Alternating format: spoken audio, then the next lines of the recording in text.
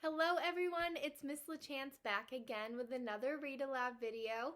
In today's video, we will be reading chapters 71 through 75 of The Wild Robot Escapes by Peter Brown.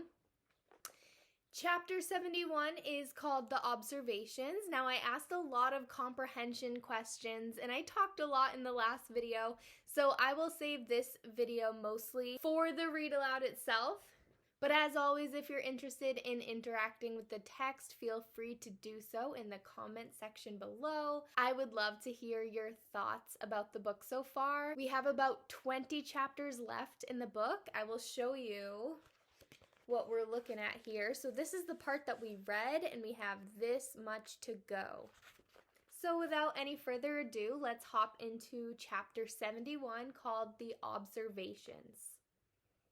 Sunlight sparkled off the skyline. New buildings were constructed. Old buildings were taken down. Cargo ships docked in the harbor. Delivery trucks unloaded crates. Bright signs flickered with advertisements. Robots worked behind the scenes. Children played in parks. Adults ate and drank at outdoor cafes. The city pulsed with energy. A wild robot observed it all. Chapter 72 is called The Police. A pair of police robots stood on the sidewalk while foot traffic glided past them. Their heads swiveled back and forth as they scanned the crowd with their glowing eyes. The police looked menacing, but they sounded friendly. Whenever a human walked by, they'd say, "Have a nice day," in a perky voice. There were a lot of humans walking by, so the police kept repeating their words. "Have a nice day. Have a nice day. Have a nice day." Our robot was not having a nice day. She was alone in the city, she was worried about her son, and she wanted nothing to do with the police. But she couldn't avoid them. If she turned suddenly, she might draw their attention. So she kept her eyes forward and calmly marched along with the other robots on the street. Roz may have looked calm on the outside, but on the inside, her thoughts were scrambled. Were the police dangerous? Did they work with the Recos? Was she about to be caught? It seemed as if the police were watching Roz. Their eyes lingered on her for a second, 2 seconds. 3 seconds, and then they continued scanning the crowd. Our robot felt something like relief when she made it past without incident. She went on her way, just another robot on the street, and those perky voices gradually faded behind her. "Have a nice day. Have a nice day. Have a nice day." Chapter 73 is called The Pigeons. In the very heart of the city was a great swath of greenery, the old park. It had rolling lawns and flower gardens and dense wooded areas. It had lakes and ponds and fountains. It had playgrounds and benches and miles of cobblestone pathways. It also had pigeons, thousands and thousands of pigeons. The city pigeons witnessed things you wouldn't believe. Nothing shocked them. They certainly weren't shocked by robots. So when Roz marched into the middle of the park, the pigeons there weren't troubled in the least. She approached a flock that was about 100 birds strong, all cooing and strutting across the cobblestones as if they owned the place. But as Roz stomped closer and closer, the pigeons scuttled out of the way to let her pass by. However, Roz didn't pass by. She stopped and glanced around, and when she saw that she was alone with the pigeons, she started speaking to them in the language of the animals. "Hello, pigeons. My name is Roz." The pigeons cocked their heads, which meant, "Is this robot actually speaking to us?" "Yes, I am actually speaking to you," continued Roz. "I am searching for my son. He is a goose named Brightbill. Have you seen him?" For the first time in a long time, the pigeons were shocked. Several of them fluttered away from the talking robot, but most were too curious to leave. One pigeon was so curious that she strutted out from the flock and right up to the robot. "Let me get this straight," said the curious pigeon. "Your name's Roz, and you've got a son named Brightbill who's a goose?" "That is correct." "I can't believe it." The pigeon flapped her wings and turned to the others. "You guys, this is Roz from Graybeak Stories. Remember?" The flock began cooing excitedly. "You have heard of Graybeak?" said Roz. "Everyone's heard of Graybeak," said the pigeon. "A while back she started telling stories about a goose whose mother was some kind of wild robot. We all thought she was joking, but I guess not." "She was not joking," said Roz, "but I have lost my son and I do not know how to find him. Perhaps Graybeak could help us. Do you know where she is?" And here we have a picture of the pigeon that Roz encounters on her journey. Another example of an animal who might help Roz in her what seems to be never-ending journey of survival. "I hate to tell you this, Roz, but Graybeak is dead." The birds all lowered their heads. "You know, life ain't easy for us pigeons. We only live a few years out here, if we're lucky. But we were especially sad when we lost Graybeak. She was one of the best." The others cooed in agreement.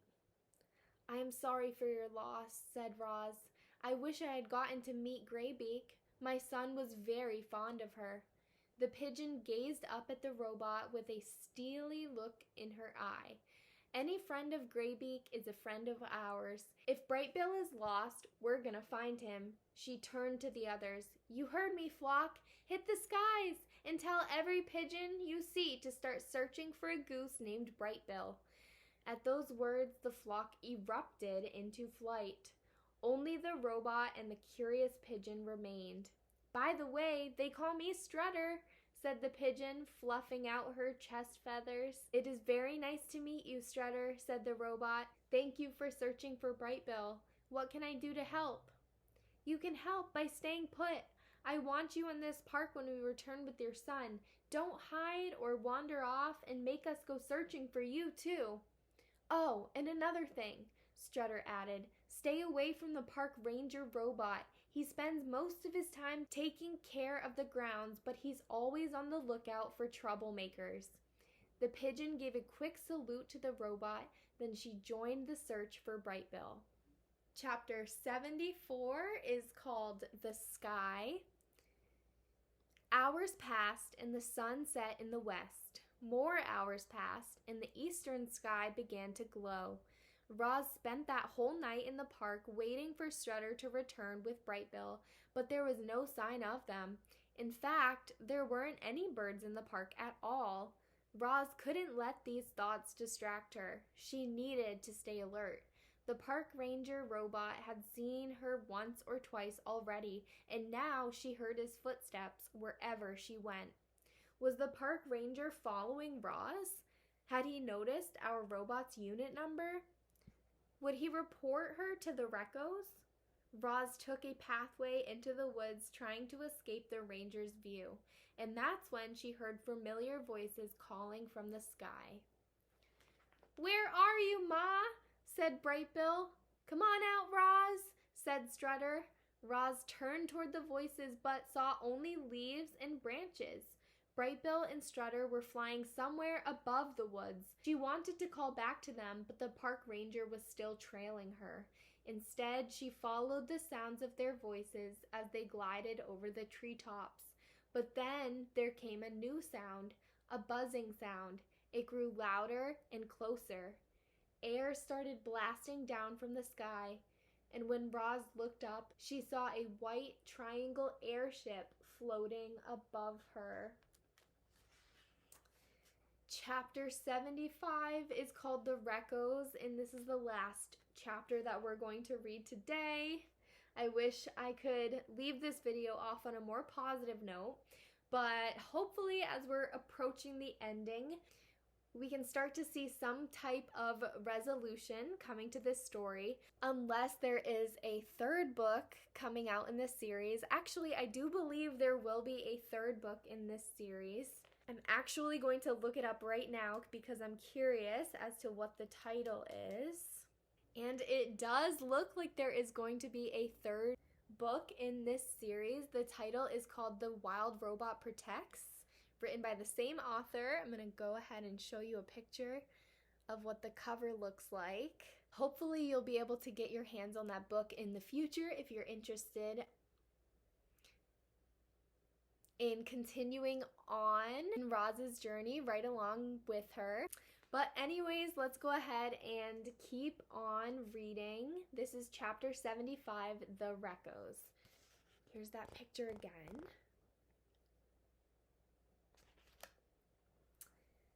Three robots zipped down from the airship on cables. The ground shook as their heavy feet slammed against the cobblestones. Then they stood side by side, forming a wall with their eyes locked on Roz. They were Rekko 4, Rekko 5, and Rekko 6.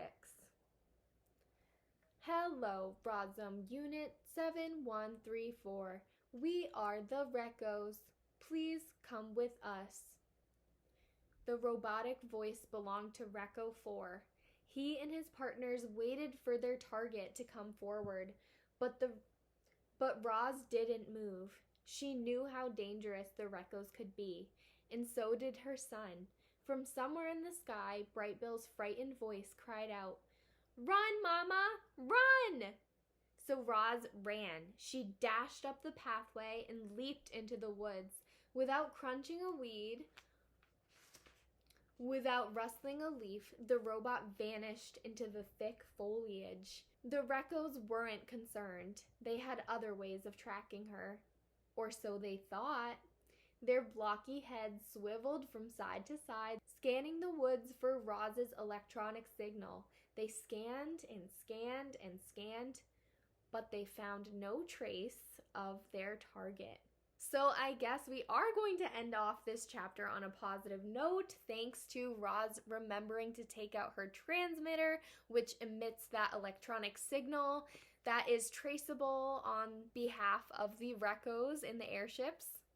Once again, please feel free to comment below in the comment section if you're interested in interacting with me or the text. I have missed you guys so much, and this has definitely been a way for me to try and stay connected with you guys. So I appreciate those of you who are watching these videos and are loving the book so far, because I am as well. Thank you very much for watching, and I will see you in the next video where I read chapters 76 through 80, and chapter 76, I'll give you a sneak peek as I always do, is called The Morning. I will see you next time. Bye, friends.